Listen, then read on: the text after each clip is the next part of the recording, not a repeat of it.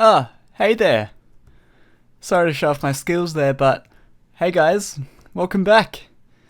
You're probably here because you want to see some add-ons to this machine here, and that's what I'm going to be giving you today, so make sure you get your popcorn, sit back, and relax. In all seriousness, welcome back guys. Now, if you haven't seen the tutorial for the Impossible Arrow minigame, I suggest you watch that before you continue with this video today, because you're going to need to watch that and learn how to build this game here before you can do any of the add-ons. So I'll put a link in the description, or I'll put one of the YouTube cards on the screen right now, and that will work on mobile as well. So just go ahead and click on that. So there are 3 factors to this mini game that we can change, and this is the hit area, the hole depth, and the distance that we are firing from. So the first one here is the hit area. So by default we're using the pressure plate, but what you can do is actually change the pressure plate to a button, and this basically reduces the hit area, I think about by 1 pixel, but even though it's 1 pixel less, it's going to make it a little bit more difficult. Now, the majority of your arrows that are going to be going down here are going to be on the back half of this log block that we can see here. So we're going to go ahead and we're going to try and shoot just the edge of this log block at the bottom here. And as you can see, it hasn't activated the button, whereas if we actually had a pressure plate down there, so let's just grab that arrow, and we shoot the back there, exactly where we were before, as you can see, it has activated that pressure plate. So it does increase the difficulty by a slight bit, but not a crazy amount. The next one here is changing the hole depth. So we're going to simply get our slabs here, and what you need to do is simply just place them on top of our existing slabs there, and this basically increases the hole depth. So this means that when someone is firing it from over here, they have to aim more up and have to use a lot more power to actually get it into the hole, because if it's a really high hole, so if we increase this even more, you want the arrow to come down almost vertical to actually get in there, so you want to be aiming basically almost directly up, so that really increases the difficulty of this game.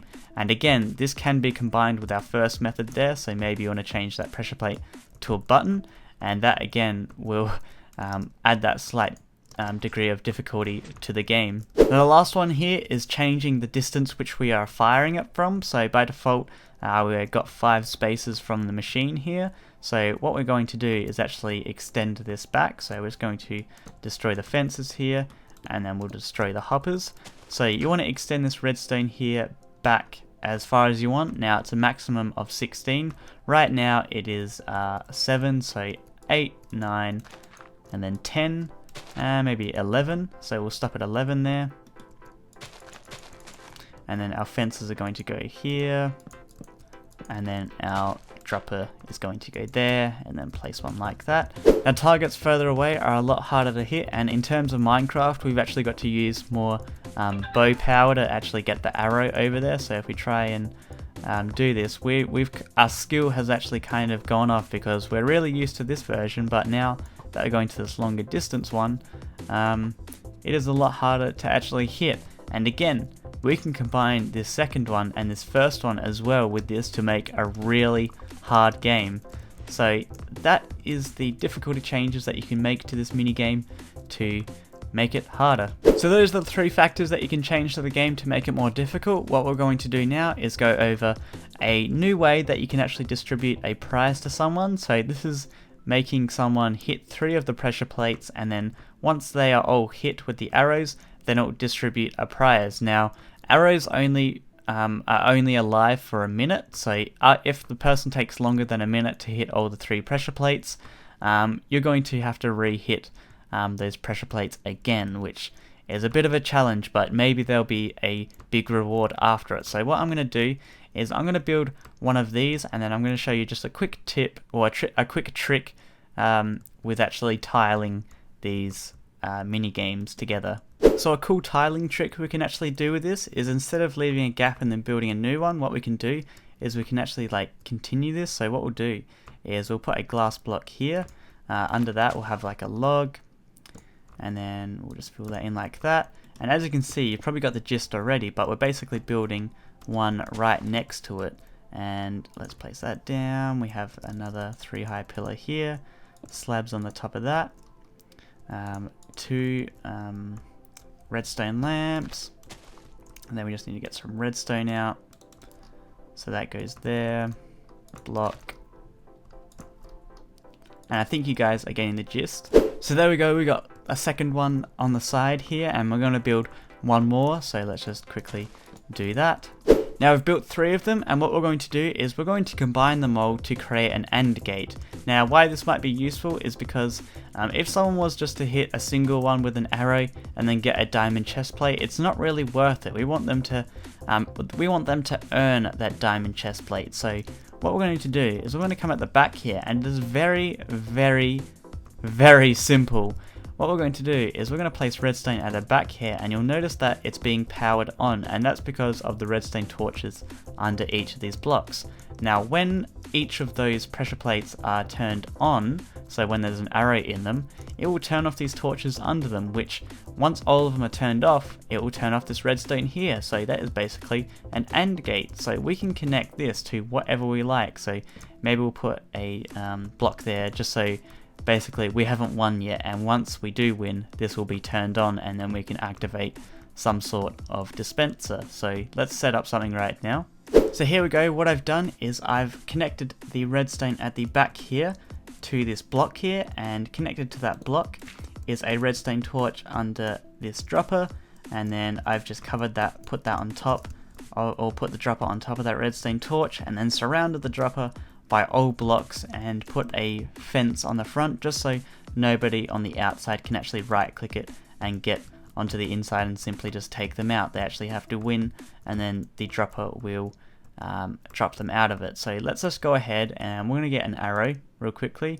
Actually, we haven't got anything inside the dropper, so let's just put something inside of it. So we'll put that inside, and actually as well, before we start, what we need to do is just disconnect all 3 of these droppers at the front here, because we are no longer going to be needing them. So if we go ahead and we shoot all these pressure plates here, so 1, 2, and 3, boom, there we go, we get a diamond once all 3 have been hit. Now this is really up to you what you do with it. This is just one example what you can do, but you can connect this up to whatever you want. It's really up to your guys' imagination what you want to do with this output here. And again, we can apply the difficulty from previously to this machine as well. So maybe we want to just increase the half slabs of this one and actually make this one here even harder, so it gets harder through stages. The hardest one, the second hardest one, and the third hardest one, and then we might get an awesome prize at the end. Now the last add-on we are going to go over is actually earning some money from this minigame, because obviously we haven't really made any way. We're only giving an item to a person. They're not giving anything to us, and the arrows despawn. Maybe we could collect them, but you would have to be there every time they are playing them if it was on a server or something like that. So a way that you could earn some money from this is to give them arrows. So we are going to build a trade shop, and if you haven't watched the tutorial for the trade shop, I'll put a card on the screen right now. Go and watch that, and that will teach you how to build the trade shop, because today this isn't a tutorial like it normally is. This is just a little extras video, and it's not going to be a kinda that slow paced tutorial so you can follow along in game. It's going to be quite a lot quicker. So we're simply just going to build my trade shop. So we just go 3 blocks down and 2 hoppers like that. Then we're going to dig out this area here, and then we have 1 bit of redstone there. Actually, that needs to stay there. We have a redstone block, redstone there, a comparator, oops, repeater, come on, repeater, block there. Under that we have redstone, put the block back, a redstone torch, and again, as I just already said, you need to watch the tutorial or you're not going to be able to follow along with this bit. Now we've built. Now this is the item detection system. So whenever we insert a specific item into this hover here, it's going to send off a signal, which we can then use to, which we then can use to dispense items to the player. So what we're going to do right now is we're actually just going to cover that up, except for that last block there. we're actually going to use this to connect to the detection system down the bottom there. So we're simply just going to have a thing like this, and at the top here we are going to put a chest. We're going to have some stone slabs on the top there, and then behind it we are just going to put 2 blocks like that and there. Now we're going to connect a hopper up to the back of this, so we're going to go 1, 2, 3, 4, actually 5, and then on either side of this we're going to place 4 blocks like that. So 1, 2, 3, 4, 1, 2, 3, 4. We're going to get 4 droppers and place them on either side. Let's see if we can do this. We need to make sure they're facing into the hoppers here. We might destroy them and just place them back in a second. So 4 droppers like that, and then same as well on this side, and place your hoppers back. And then we're going to get a redstone signal from that block there. So if we just come back down and we just have that come along there. Then at the back here we're just going to have a stone slab vertical elevator, or redstone elevator here, so it goes up quickly. So boom, boom, boom. And I'm pretty sure if we put the redstone there, that's going to trigger all these droppers. So let's go ahead and we're going to put arrows in each of them. So boop, oh, we need one more. So 64 in there, 64, 64, 64, 64, 64, and the rest of them. Now we just need to quickly configure the item as well. So in this bottom hopper at the front here, what we need to do is just get 4 non-stackable items, so 4 beds. We'll put them into the last 4 slots, and then we might use emeralds as our payment here. So when we put 63 of them inside of there, now it has to be an item that can stack up to 64. So if we go ahead and we put in one of these emeralds, did that do it? Alright, it doesn't look like we can power the droppers like that. We actually have to have the redstone go like this. So if we just go ahead, actually we're not going to put that there. We'll have 2 slabs on either side like that, and then put it over like this.